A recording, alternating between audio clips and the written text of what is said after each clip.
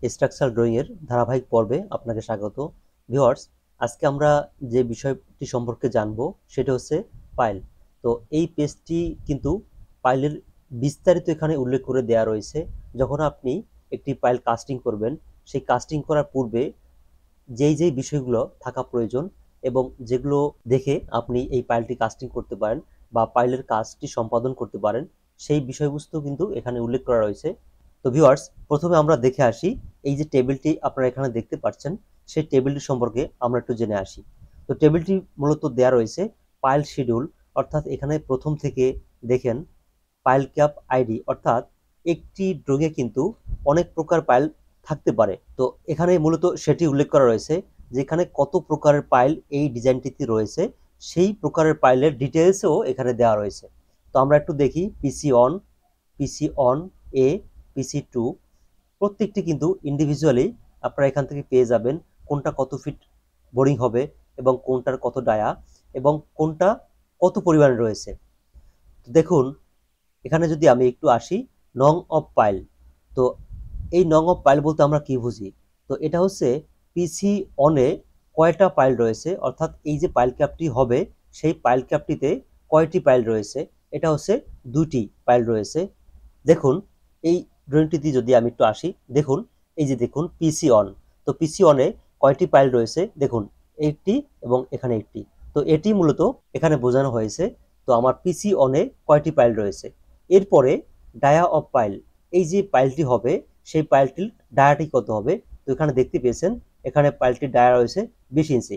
এরপর হচ্ছে length of pile. তো দেখুন এখানে কিন্তু অনেকেই আসলে মিক্সড করে ফেলেন লেন্থ অফ পাইল এবং লেন্থ অফ বোর হোল। তো এখানে দুটি মাপ উল্লেখ রয়েছে। প্রথমটাতে যদি আমরা একটু লক্ষ্য করি, লেন্থ অফ পাইল, অর্থাৎ এখানে যে বিষয়টি এখানে বলছে সেটি হচ্ছে আমার পাইলের দৈর্ঘ্যটি হবে 61 ফিট 6 ইঞ্চি, সেটি কিন্তু এখানে উল্লেখ করা রয়েছে। এবং লেন্থ অফ বোর হোল, আমি কি পরিমাণ বোরিং করব সেটি কিন্তু এখানে উল্লেখ রয়েছে যে আমাকে 67 ফিট 9 ইঞ্চি বোরিং করতে হবে, কিন্তু আমার পাইলের দৈর্ঘ্যটা হবে 61 ফিট 6 ইঞ্চি। তো এটি আসলে কেন হবে সেই বিস্তারিত একটু পরে আমি আপনাদেরকে দেখিয়ে দিচ্ছি। শুধু আমি টেবিলটা সম্পর্কে একটু জেনে নিচ্ছি। তো টপ লেভেল অফ পাইল। তো টপ লেভেল অফ পাইল হচ্ছে উপর থেকে, অর্থাৎ রোড লেভেল থেকে আমার 3 ফিট নিচে পাইলের যে উপরিভাগ থাকবে, সেই উপরিভাগ থেকে রোড লেভেলটি হচ্ছে 3 ফিট। তো আমরা টেবিলটি সম্পর্কে জানলাম, এখন আসি বিস্তারিত। তো দেখুন এখানে কিন্তু একটি পাইলট চিত্র বা সেকশন দেখানো রয়েছে। নিচ থেকে যদি আমি একটু দেখানোর চেষ্টা করি, সেটি হচ্ছে দেখুন নিচে এই যে ফাঁকা অংশটি রয়েছে এখানে 1 ফিট উল্লেখ করা রয়েছে। এটি হচ্ছে যখন আপনি কাস্টিং করবেন, তো এখানে কিন্তু এই কাস্টিংটা করা হবে উইদাউট রড। রড কিন্তু 1 ফিট উপরে থাকবে। এটি হচ্ছে প্রথমে কাস্টিং করে নিতে হবে, কেননা এই কাস্টিংটি করা হয়ে থাকে যাতে করে এই যে রডটি থাকবে সেই রড কোনোভাবেই মাটির সংস্পর্শে চলে না আসে। এজন্য আপনাকে নিচে অবশ্যই প্রথমে 1 থেকে 2 ফিট এভাবে কাস্টিং করে নিতে হবে। তো এটাকে বলা হয় সিসি কাস্টিং। তো এখানে উল্লেখ রয়েছে 1 ফিট। তো আমরা যদি এখানে 1 ফিট কাস্টিং ধরি, এরপরে কিন্তু আমার যে রডের ডায়াটা শুরু হবে সেই রডের লেন্থটা কিন্তু এখান থেকেই শুরু হচ্ছে। তো আমরা প্রথমে চার্টে দেখেছিলাম আমাদের লেন্থ অফ পাইলের যে মাপটি রয়েছে সেটি হচ্ছে 61 ফিট 6 ইঞ্চি। তো একটু দেখুন, এই হচ্ছে আমাদের পাইলের উপরিভাগের যে অংশটি, সেখান থেকে সর্বনিচের যে অংশটি রয়েছে সেটি হচ্ছে এটা। এখানে কিন্তু দেওয়া হয়েছে 61 ফিট 6 ইঞ্চি, অর্থাৎ এখানে বোঝানো হয়েছে আমার যে রডের যে মাপটি থাকবে সেটি হবে মূলত 61 ফিট 6 ইঞ্চি। কিন্তু আমার এখানে বোরিং করতে হবে, এখানে দেখতে পাচ্ছেন 1 ফিট এবং এখানে দেখতে পাচ্ছেন 3 ফিট। তো এই 3 এবং এই 1 ফিট এটাই মূলত টোটাল বোরিং। তো এখানে দেখুন এটা হচ্ছে আমার রোড লেভেল। তো রোড লেভেল থেকে false casting 12 inch top of pile অথবা ক্যাপ। তো এখানে যেটি বলছে সেটি হচ্ছে উপরিভাগ থেকে এই যে নির্দিষ্ট পরিমাণ একটি মেজারমেন্ট দেওয়া আছে 3 ফিট, এটা হচ্ছে ফলস কাস্টিং হবে, কেননা এই কাস্টিংটি পরবর্তীতে ভেঙে ফেলতে হবে। এবং কোন পরিমাণ ভাঙতে হবে দেখুন, ব্রেকিং লেভেল মিনিমাম 2 ফিট। তো এখান থেকে 2 ফিট পরিমাণ উপরিভাগ থেকে ভেঙে ফেলতে হবে। ভেঙে ফেলে কিন্তু আমরা যে পাইল ক্যাপটি রয়েছে অথবা ফুটিংটি রয়েছে সেটি কিন্তু আমরা এখানে উপরিভাগে কাস্টিং করব। এরপরে যেটি দেখানো রয়েছে সেটা হচ্ছে আমার যে পাইলের রিংটি থাকবে সেই রিংয়ের যে স্পেসিংটা থাকবে সেটি এখানে দেওয়া রয়েছে।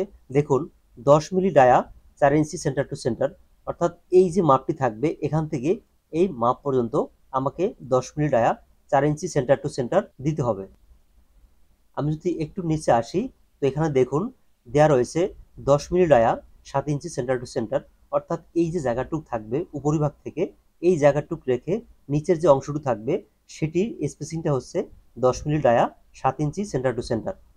এখানে একটি কথা উল্লেখ করে দেওয়া হয়েছে, সেটি দেখুন 10 milli dia 3 inch centre to centre lapping portion, অর্থাৎ আপনি কিন্তু এখানে কোনোভাবেই একটি জালি দিয়ে কাস্টিংটি করতে পারেন না।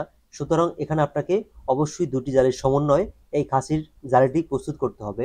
সেক্ষেত্রে এই যে ল্যাপিং জোনটা থাকবে যেখানে উপরে এবং নিচের জালিটি সংযোগ দেওয়া হবে, তো সংযোগ স্থলে 3 ইঞ্চি সেন্টার টু সেন্টার রিংটি বাঁধতে হবে, সেটি কিন্তু এখানে মূলত উল্লেখ করে দেওয়া হয়েছে। এবং এই যে ল্যাপিং জোনটা থাকবে সেই ল্যাপিং জোনটা অবশ্যই 2 ফিট পরিমাণ হতে হবে, অর্থাৎ ল্যাপিংয়ের পরিমাণটা হবে 2 ফিট। এখানে যে মাপটি দেওয়া হয়েছে 22 ফিট, এটি মূলত খাঁচার মাপ, অর্থাৎ আপনি নিচের যে খাঁচাটি এখানে তৈরি করবেন সেটি হবে 22 ফিট এবং উপরিভাগের যে খাঁচাটা তৈরি করবেন সেটা হচ্ছে 39 ফিট 6 ইঞ্চি।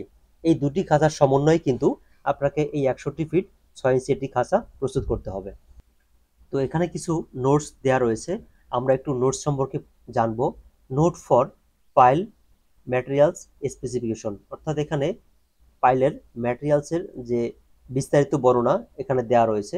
আপনি কি পরিমাণ এগ্রিগেট এখানে ইউজ করবেন, কি এগ্রিগেটের সমন্বয়ে বা কি ম্যাটেরিয়ালসের সমন্বয়ে আপনি এই পাইলটি কাস্টিং করবেন তার বিস্তারিত এখানে দেওয়া রয়েছে। তো প্রথমে দেখুন ডিজাইন 28 ডেজ সিলিন্ডার, অর্থাৎ আপনি এখানে 28 দিন কিউরিং করার পরে 3000 পিএসআই লোডের একটি পাইল এখানে পাবেন, সেটি কিন্তু মূলত এখানে উল্লেখ রয়েছে। স্টিল পরিমাণ কি ইউজ করবেন সেটা হচ্ছে 60,000 পিএসআই ডিফর্ম বার ইউজ করতে হবে। Pile breaking will be depend on fresh and fine concrete. এরপরে কি পরিমাণ সিমেন্ট ইউজ করতে হবে, কোর্স স্যান্ড এফএম, অর্থাৎ যে বালুটা আপনি ইউজ করবেন সেটির এফএম হবে 2.3 এবং স্লাম হবে 125, অর্থাৎ 125 mm। তো স্লাম কি এটা যদি আমরা বুঝে না থাকি, আমার চ্যানেলে স্লাম সম্পর্কে একটি ভিডিও দেওয়া রয়েছে, আপনারা চাইলে দেখে আসতে পারেন।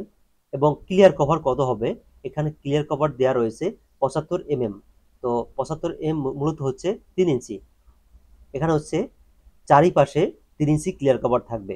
তো এরপর যেটি রয়েছে টেম্পোরারি কাস্টিং লেন্থ 4500 মিলিমিটার, অর্থাৎ নিচের যে মাপটি থাকবে এই যে কাস্টিংটি হবে এটি হচ্ছে 4500 মিলিমিটার।